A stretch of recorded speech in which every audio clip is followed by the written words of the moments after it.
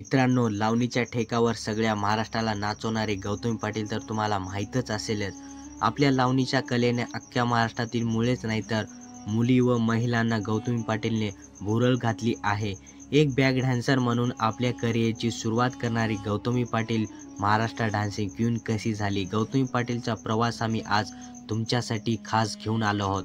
तर व्हिडिओ तुम्ही शेवटपर्यंत नक्की बघा. जास्त वेळ न घालवता चला तर व्हिडिओला डायरेक्ट सुरू करूयात. गौतमी पाटीलचे खरे नाव वैष्णवी देवी नेरपगारे पाटील हे आहे. गौतमी पाटील यांचे शिक्षण 8वीपर्यंत झालेले आहे. गौतमी पाटील ही मूळची खेडा शिंदे या गावची आहे. गौतमी पाटील ही लहान असताना तिच्या वडिलांनी तिला व तिच्या आईला सोडले. त्यानंतर त्या दोघी गौतमीच्या आईच्या वडिलांकडे राहू लागल्या. गौतमी पाटील 8वीत असताना त्या दोघी पुण्यात आल्या. आपल्या आई वडिलांना एकत्र आणण्याचा प्रयत्न देखील केला, पण गौतमी पाटीलचे वडील यांना दारूचे व्यसन होते. ते गौतमीच्या आईला मारहाण करायचे. त्यांनी एकमेकांची कधी पटले नाही.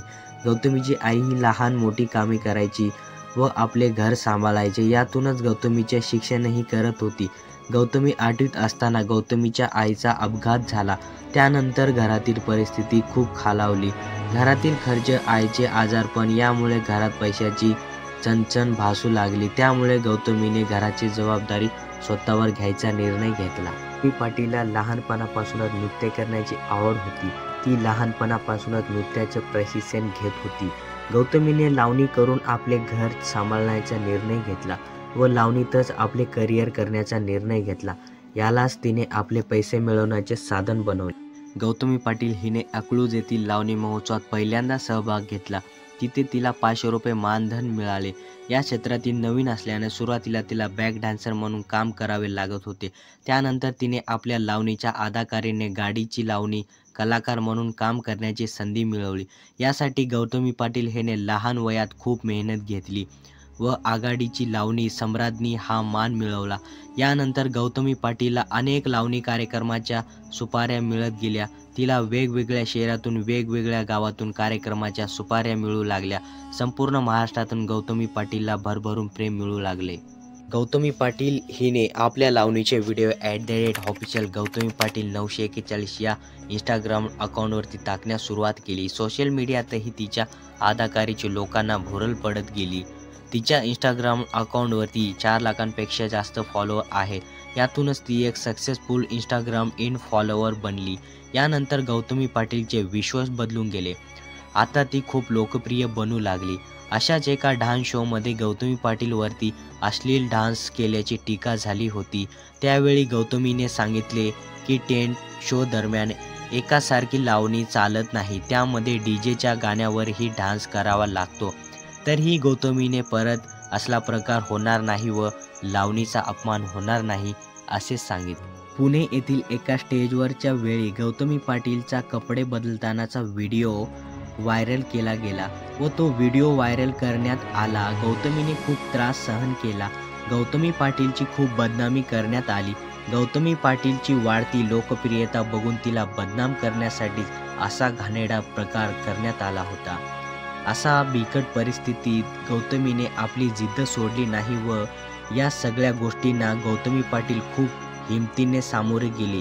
यावेळी गौतमी पाटील हिला खूप मानसिक त्रास सहन करावा लागला. गौतमी पाटीलचा व्हिडिओ मोठ्या प्रमाणात व्हायरल होऊ लागला. समाजासमोर तिची खूप बदनामी झाली. यावेळी गौतमी पाटील हिने कोणत्याही चुकीचा निर्णय न घेता पोलिसांकडून मदत घेतली.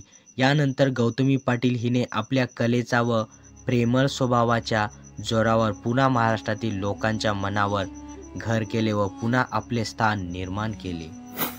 गौतमी पाटील हिचा लावणीचा स्वतःचा डान्स ग्रुप आहे. गौतमी पाटील ही एका स्टेज डान्स शोसाठी 2 ते 3 लाख रुपये एवढी फीस घेते. हे मानधन गौतमी पाटीलच्या संपूर्ण ग्रुपचे मानधन आहे व त्यात संपूर्ण ग्रुपचा खर्चही घेतला जातो.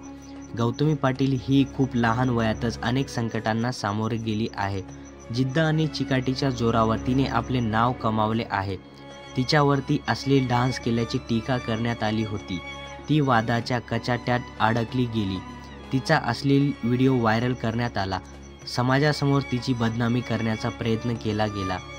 अशा परिस्थितीतही न डगमगता न खचता गौतमी पाटीलने आपला प्रवास चालूच ठेवला. तिच्या प्रेमळ स्वभावामुळे तिने महाराष्ट्रातील बंधू भगिनी व महिलांना आपलेसे केले. आपले शिक्षण खूप कमी झाले आहे हे गौतमी पाटील मान्य करते.